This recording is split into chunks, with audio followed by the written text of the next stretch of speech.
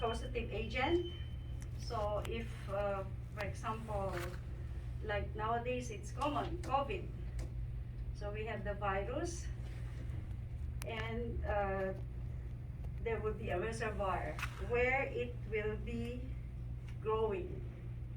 So the causative agent, like COVID for example, it attacks a person who is low in immunity.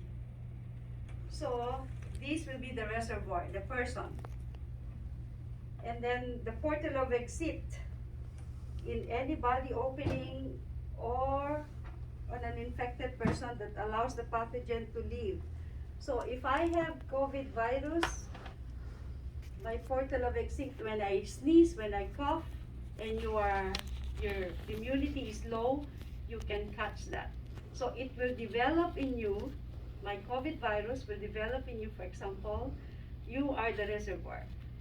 Portal of exit, when I sneeze, when I cough, or sometimes indirect when they say, if I touch some, or I sneeze, I covered my mouth, I should wash my hands first. But if I didn't wash my hands, that means I have the germs on my hand. So if I touch a pencil or ball pen, I give it to you, that pencil or ball pen is infected. You touch the pencil or ball pen, you get my germs from the pencil. So you got the germs indirectly from me, because I just from my germs from my hands, whatever I touch. That's why nowadays we have all these hand sanitizers all over. Anything you touch, always sanitize. So that is the mode of transmission, direct. Either you inhale my germs from my COVID germs, for example, or you touch the ones I touch that are infected. So that's the mode of transmission. So direct, inhaling my germs, or indirect is touching the things I touch with my infected hand. Clear so far? Yes. So that is the portal of exit. And then portal of entry, in any body opening of an infected person that allows pathogens to enter. So especially with another example, if I have infected the wound, for example, and it's oozing with pus or blood, so if I touch that, that's the portal of exit, or entry, I'm sorry. I'm getting confused. So portal of entry in any body opening. So if you have an open cut in your hand and you touch that one, then you can also get infected in any body opening. Or it could be mucous membranes, the cavities of the mouth, or sometimes we touch our nose or the eyes. So those are the membranes. So you touch an infected thing, that's how you get infected also. So far, okay? Yeah.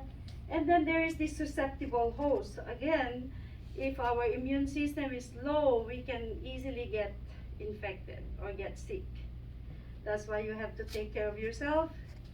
Drink plenty, eat balanced food, and plenty of rest. What about transmission or the passage or transfer of most infections? Again, hand washing. This is the universal control for infection, hand washing. Especially if you guys will be working in nursing homes and the surveyors will be coming, that is the number one that they will observe. Just at the start of your shift, you see a surveyor there, so she will be observing even without looking. So make sure you wash your hands. There's always a sink by the nurse's station. Wash hands first, so the surveyor will be watching already. So you get one good point already for your facility.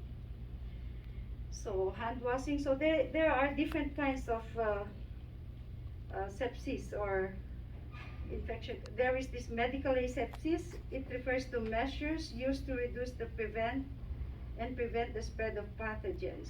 Medical asepsis is used in all healthcare settings. So anything we do in healthcare settings, or even in the house, because we always hand wash every time we cook or before eating. But there is another one, surgical asepsis. It's the state of being free of all microorganisms, not just pathogens. The surgical asepsis also include sterile technique. Sterile technique. It's used mainly in types of procedures such as changing catheters, or more than that will be surgeries. Procedures like changing dressings, so that's another procedure. But for surgeries, if it's a minor surgery, it's just fewer minutes. But then for major surgeries, the hand washing is more thorough. That means free of any microgerms in your hands before you even put on your gloves and the gown. So far okay? So that's about infection, anything, but as long as you remember hand washing, that's the universal prevention.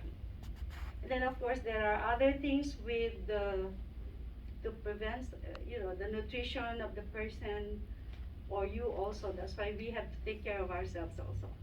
So far okay on the prevention? Okay, now we do the hand washing. Okie doke.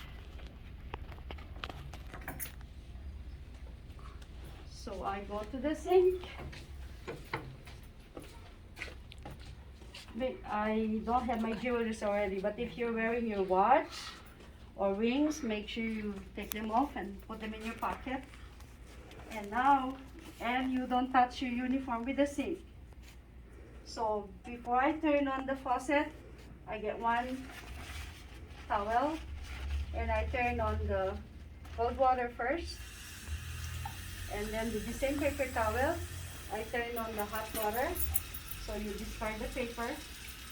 And then I wet my hands.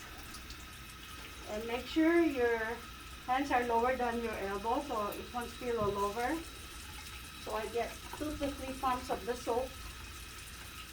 I rub 20 seconds. You create friction. So you watch.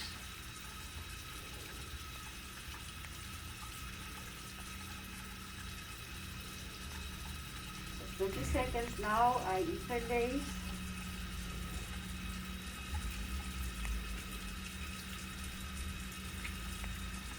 I push the, what is this now?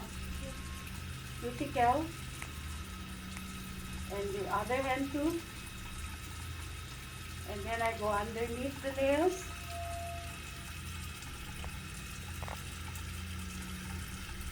And then I do the fingertips. The other hand and that. And this. And I mark my finger, my wrist, and I wash.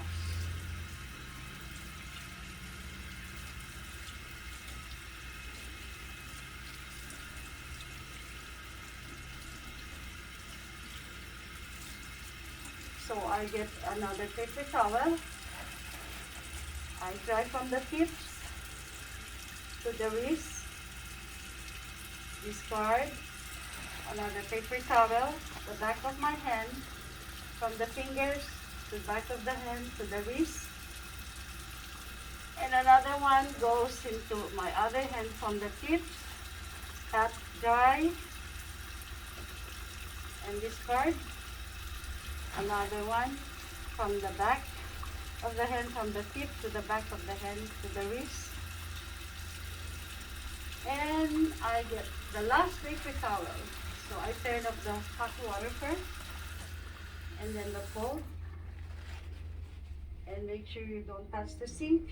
So I'm done. My hands are clean. 1 minute. Okay, in-end ko na. That's it? Pwede Oh, na? yeah.